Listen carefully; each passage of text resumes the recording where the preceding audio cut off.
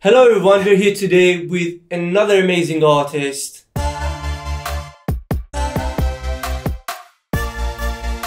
Everybody, Kingfast. Hey. Good to have you here in our podcast. Thank you. So tell me, Kingfast, what do you do musically? So I kind of call it like acoustic-y soul. It's a bit of a mix of like R&B and soul and like poppy stuff. And it's kind of a mix of more electronic elements and again acoustic. I guess similar to Dermot Kennedy, maybe.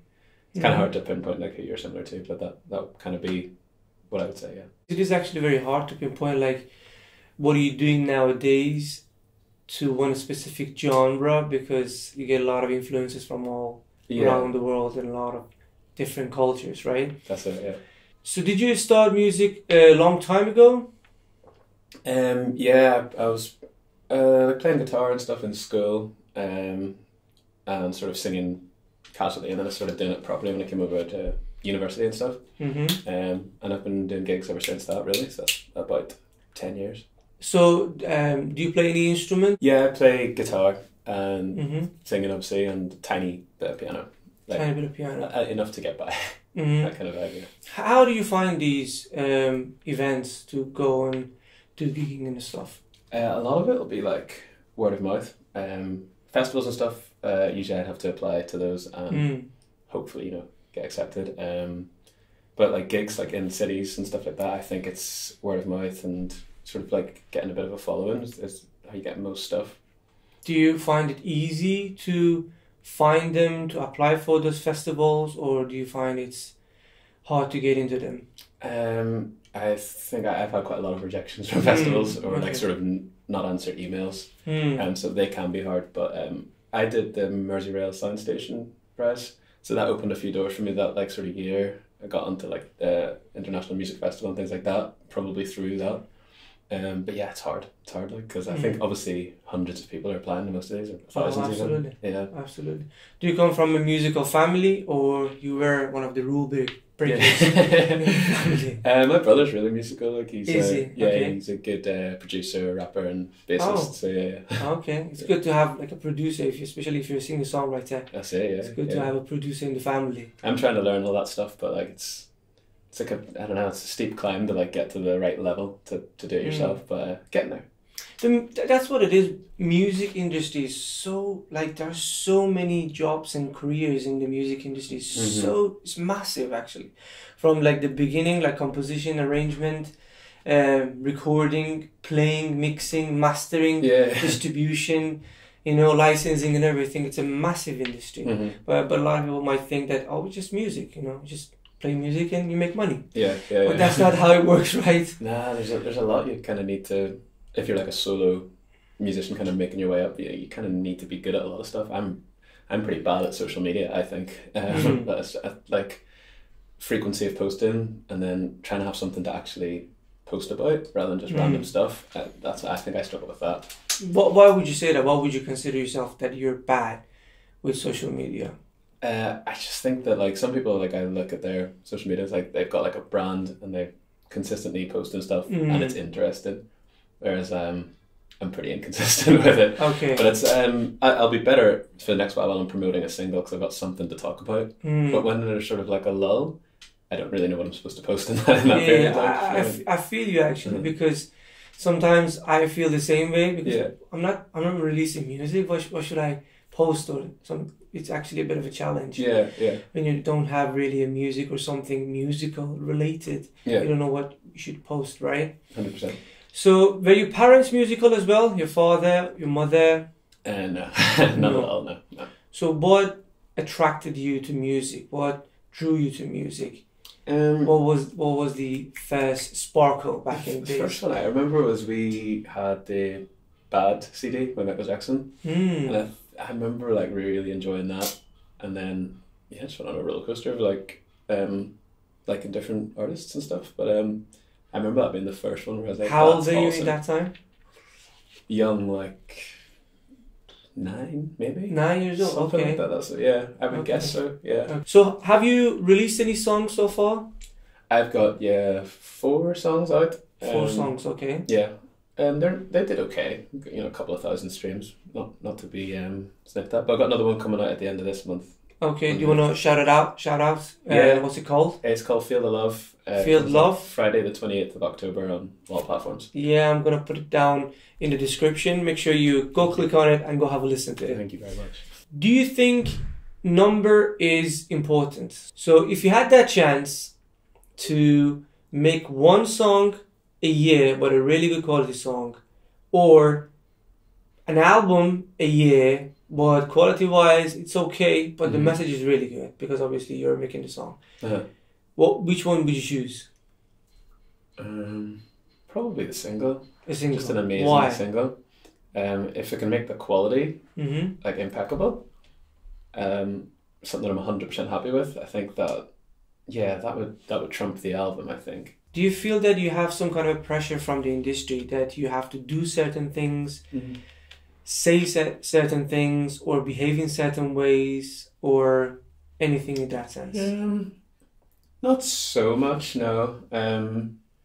Maybe there's certain stuff like quality things again, like things have to be a certain way, produced a certain way to get like synchronization and things like that. But no, generally I think you can kind of say whatever you want, you know, within reason, obviously.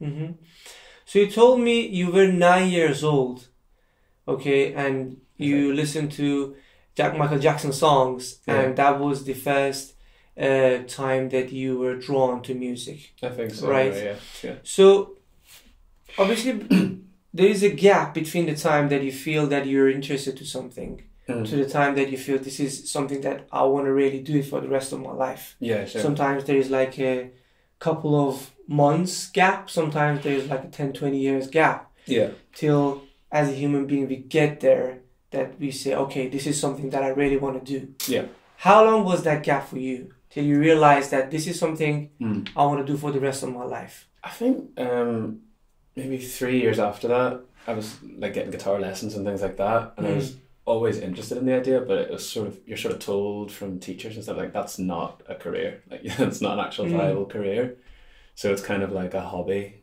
Did that affect you, like when you heard those things from maybe different influence sources, from family, friends, or even as you said your teacher? Did that affect you? Should I follow this? Probably did to an extent, because I think I would have picked music as a subject at GCSE if I had thought it could be a career back then. Okay. So things like that, and it was like music was just sort of a hobby. Like you're gonna succeed in something else, not music. That's not like, it's not really an option. There's too many people doing it, things like that. But then coming to uni and discovering there's loads of careers, there's tons, and it's kind of just doing it off your own back. Did you study music? I did, yeah. I did. What did you study? Popular music studies. Popular music. Yeah. Do you think that helped? It's hard to know. I think there's elements of it that helped. Like there was sort of history of music class, and then that encouraged me to listen to more stuff from the past, and it also definitely opened doors. It got us tickets to like Sound Cities, meet other artists, networking and things like that. The actual content on the course, it helped a bit, I guess, but because I think, considering to the amount of money that you invest, not only money and time. How many years did you study?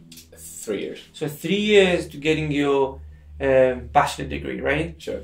So 3 years, and I'm assuming it's probably like around 50 grand or something. Mine was 9 grand a year. Okay. So it's going to be around like 27 grand. Yeah. Like comparing to the time and money has been spent in those 3 years, do you think you got the best out of it? I think so. I guess also like being in the UK, it's like a lot of that money, like isn't really gonna be. I'm not really gonna spend it. If that makes sense. Yeah. Like the way our uni system works, you don't have to pay it till you're making a certain amount anyway. So I know that's a bit of a silly way to go into university, but it definitely opened some opportunities. So I think it was worth it. Yeah, I'd say so. So do you think it's important to study to be a musician, or if you don't study, you can't really be a musician? Maybe like a more traditional music course might have been more helpful to learn more music theory and things like that. When you say traditional, you mean more related to music theory, or what do you exactly mean? Yeah, like a music, like just direct music course and game theory, or like LIPA, one of the courses in LIPA, that might be more useful. Do you think if you're in music industry, you have to make sacrifices comparing to other industries? That you, for example, work 9 to 5? There are bits of that I've been thinking lately, like, because we're all getting a bit older, me and my friends, so they're not like out till 6 a.m. every weekend, so I'm not seeing them. My hours aren't as sociable anymore, because they'll go out the weekends, maybe be done by 2, which is the time I'm wanting to go out. So there's some of that, but you can just find time, and that's fine. Like, I'm my own boss kind of thing, and I'm pretty happy doing what I'm doing. But sometimes I feel like I'm missing out on like the weekends and that. So do you think, have you made any sacrifices that if you had a 9 to 5 job, you wouldn't really made so much effort and sacrifice? Well, I did work an office job for a couple of years, and I was doing music as well. And that was good. Like, I enjoyed that and all, but like having the daytime to do work is actually, like, I'm getting more done. So yeah, it was worth leaving the job, I think. It was worth leaving the job? Yeah, definitely. Okay. How long ago did you make that transition? That was 2017? No, 2018, yeah. 2018. I think so. So how do you network with others? I think that's a crucial part of being a musician. Yeah. How do you network and talk to others and find collaborations? For me, I think that one of the best things is like just going to open mic nights, which I haven't done a lot of lately, but I'm going to try and go back to them. Because everyone's there to listen to music and meet other musicians, so that's a really good place to start. But obviously online as well, just sort of, I think I need to, again, talking to myself, like trying to make sure I do these things, but like be active in social media and like comment on other people's posts and say, this is good, this is cool, I like your music and stuff like that. I think that sort of thing will help too. So open mics, go to open mics and go chat with people and approach people online, as you said. Yeah. Comment people, like their posts, so you can have some kind of an interaction. That's it, yeah. With them, okay. Do you have a mentor? No, not as such. Okay. After the competition, the Merseyrail Sound Station, they mentored me for like a year and definitely helped me a lot. But no, it's pretty much me, and I've got friends that give me advice, and I'll send them tracks and stuff and say like, what do you think of this? But yeah, generally it's me. Yeah. Do you think it's crucial to have a mentor? That's a good question. Maybe to an extent, but it's only I'm only sort of getting around to the point where I'm thinking like I know what's good, like what I've made, if it's good or if it's not. But just to ask for second opinions, I think is good. Yeah. Rather than a mentor, but maybe it depends how early you are in your music career as well. Like. So how much your parents were involved in your musical journey? Did they push you into like doing music, or were they a bit skeptical of saying, do you really want to do music? Don't you want to get a job or stuff like that? I think they were both really encouraging, actually. They obviously paid for like lessons and stuff when I was younger. Okay. And I kept them in the loop, and I said I'm going to go full time with it, and they're like, that's great, if you can afford it, go for it. So they were supportive the whole way, which is cool. They were supportive. I think it's absolutely a privilege to be able to have that supporting family in our lives. It'll vary. Sometimes it'll just be like,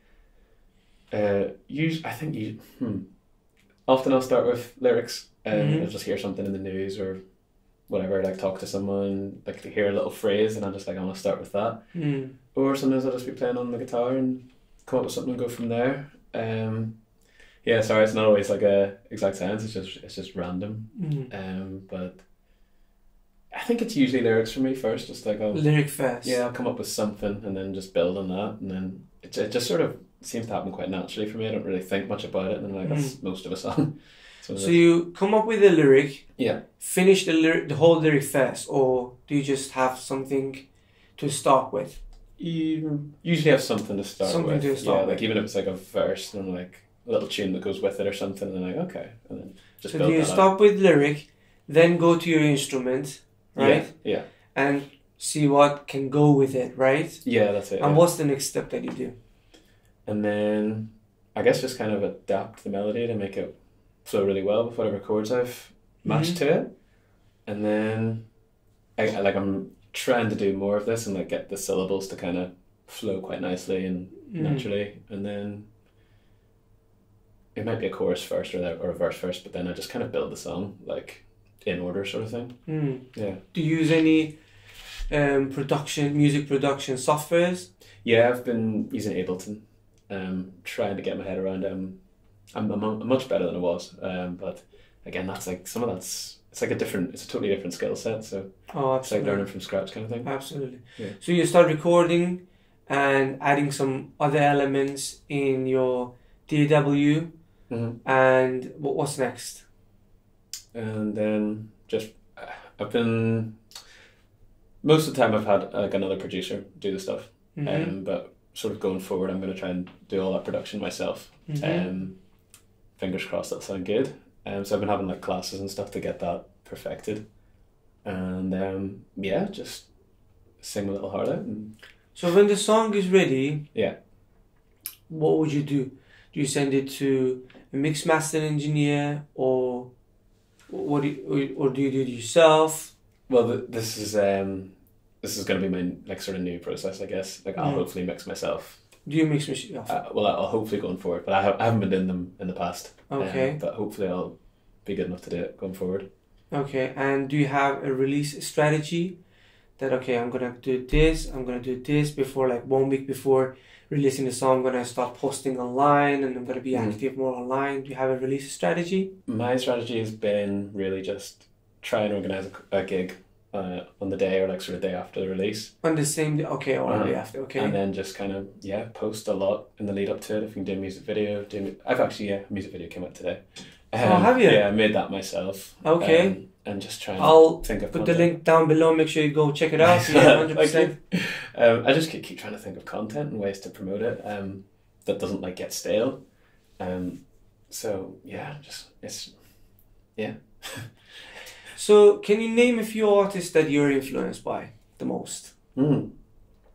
Okay, probably a fair mix, but like mostly sort of pop and R&B stuff. Bruno Mars, a little bit of Bastille, Dermot Kennedy, Ed Sheeran. They're a lot of my favourite artists as well. But yeah, I think if you mix them together, you kind of would land on my sound. Yeah. Do you tie yourself to one specific genre, or you just come as it goes? I try and just come as it goes and just write and see what genre it is. But some people would say not to do that at all, and like you should really try and establish who you are before you start to like explore the genres. But I can't write that way. I just write songs and see what comes out. But I think it's important. I didn't think it's important a couple of years back, but I think it's very important to be able to keep that coherent sound within at least the album itself. Sure. What are some challenges that you faced during your journey being a musician? It could be mental or it could be physical challenges. Yeah. And how did you overcome them? I guess my main challenge has just been cash. Okay. Yeah, like sort of when I first sort of went full time, it was like, this is hard. Like I need to get a lot of gigs to kind of financial challenges. Build this up, yeah. But keep going. Once you get your name out there a little bit, like sort of doing covers gigs to make the money. If you do enough of them and you can start to charge a little bit more, it'll be absolutely fine. Coasting like. What happens if you don't hit that targeted ratio that you're supposed to make by the end of the month? Does that make you think, oh, should I get a 9-to-5 job, or should I do something aside, or should I do this, or should I do that? I did think that initially, but I was like, I'll just keep going for a few months and like see if it builds up, and it did. So like I guess just having a bit of faith in yourself and keep chipping away, and hopefully you'll get there. Like there's so many gigs going, so like you should be alright. Yeah. Have you faced any mental challenges during your journey? I don't really think I did. No. Generally, I'm fairly alright, fairly upbeat and stuff. Yeah. There's days like certainly after gigs where like this, like just like certain crowds are just kind of heckling, and it's like it's a bit annoying, but never made me feel low or anything. Oh, okay. Yeah. So if you feel that way, for example, you feel like after a gig, as you said, but what would you do to pick yourself back up? Just Honestly, I would just watch a bit of comedy on Netflix, something like that. That's it. That sorts me out, to be honest. Keep it very simple. Yeah, I like I'm that. quite shallow, maybe. I like that. I like that. Keep it very simple. That's Yeah. good. That's really good. Yes. Do you think social media helped you in your journey of being a musician? Most likely, yeah. I think it's probably essential nowadays to use it at least a little bit to kind of promote yourself. Because that's where all your friends are, at least. And then if you can share it to them and they can share it to their friends. So I think you have to be on it. Yeah, I know some people don't like it. I don't love it, but I don't mind it. It's kind of one of them.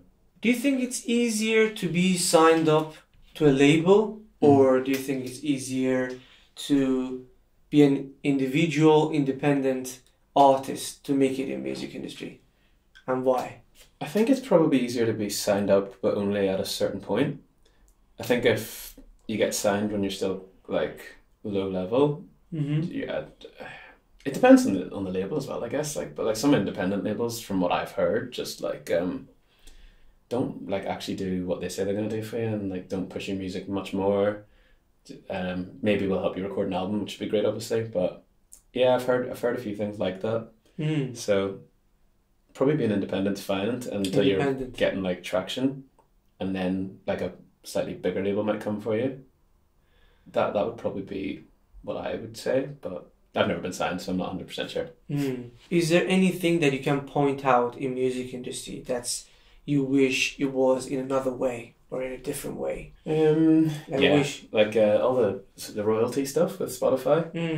I don't know exactly what they can do to make that fair, the amount they pay, but they're paying pittance. 0.0000357 or something crazy. Yeah, but it's like, to an extent, I see their point. It's like what you were saying, like a stream isn't the same as like buying a single, because you maybe just put it on and then you leave the room or whatever. So I think that's sort of the angle that they're kind of getting out of it with, I suppose. Yeah, I would say, but I don't know how much you can charge, because there's billions of artists out there. True. I don't know how you would make that work. So what are the 3 elements that you would say you have to have those to make it in music? I guess a big one would be songs. Have a lot of songs out there. Just great songs, probably. Great songs. Yeah. Good quality songs. Good quality songs. Yeah, sure. Probably Drive to Succeed, and maybe like adaptability would be a big one. Being able to say like, I'll take this gig last minute, or I'll play here, that kind of thing, maybe. Let's say you're in the process of making the song and you get a stock. What do you do? For me, I usually just move on, go to a different song, and then come back to it. And that sometimes helps me just to kind of like refresh my brain, like do something else, write on something else, and then come back to it. And then I might have a fresh idea, which has worked for me a lot of times. Give your mind a bit of a rest. Yeah, exactly. Yeah. Okay. Or even if you take a break and do something else, like go watch TV or go for a walk and then come back. That'll help. If music didn't exist in the world, what would you do? Oh. So imagine music, musician, nothing. Doesn't exist in the world. Sure. What would you do? For a job? Yeah. Who would you be? I used to like computers, so maybe I would have studied for that. Like, computers. Yeah, try and do something with IT. So do you have a plan B? I don't have a plan B. No. So that's the only plan? Yeah. Is it something that your parents discussed with you? Like, come on, take this course or do this and learn this skill to have it as a backup? No, they haven't actually. Or have you ever thought about, like, if I don't get there till I'm like 40, I'm going to give it up. I'm going to become a computer engineer or whatever. I have thought that and said that in the past, but I'm sort of like, already I'm sort of doing stuff, I'm living off it, so I should be happy just doing what I'm doing. If it never gets bigger than this, I should be perfect. I should be happy with what I'm doing. And I am, but like, yeah, I'd like to like be at least a level up and like have fans come into every gig, stuff like that, but it takes time, I guess. You just got to keep going, I think. But maybe having a plan B is like preparing to fail. Yeah, so, I agree. I agree. I always say there is a famous quote from Arnold Schwarzenegger. You could have heard it online. He says that plan B means that you're having some kind of a safety net for yourself. That if this doesn't work, I'm gonna go to that. So it just makes your mind and your thought process to not to put your 100% in it. Yeah, exactly. You know what I mean? So I agree 100%. Cool. So do you do anything physically or mentally to keep your mental health or your physical health at some certain ratio? Do you go to gym? Yeah. Do you do meditations? I run. I try to run once or twice a week, and then I play football a couple of times a week. Although football probably does the opposite for you. It's all abuse and like really heavy tackles on a Sunday. But yeah.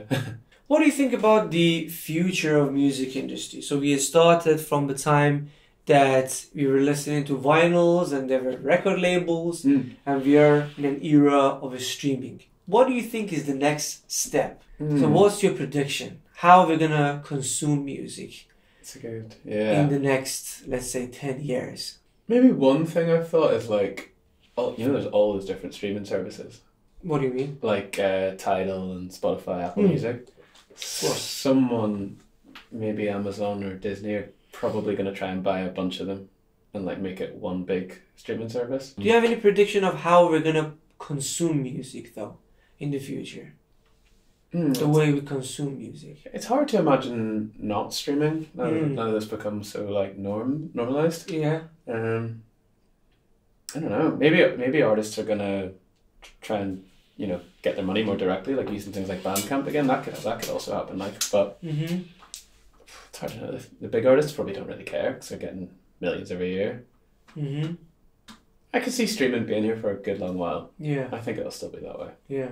Yeah. Have you heard of the chip that Elon Musk is making that goes to the back of your head? Oh, I think I have, yeah. Yeah, that's actually interesting. That obviously still considered as streaming, but that's just going to be, you don't really have to hold a phone or carry a phone. Yeah. It's just going to be everything connected. Like a SIM card obviously goes into it as well. Yeah. And it's just going to be just by your will, you go to Spotify and it comes up and you play that song. It's going to be crazy. It's one of these science fiction movies, right? I can't believe we're there.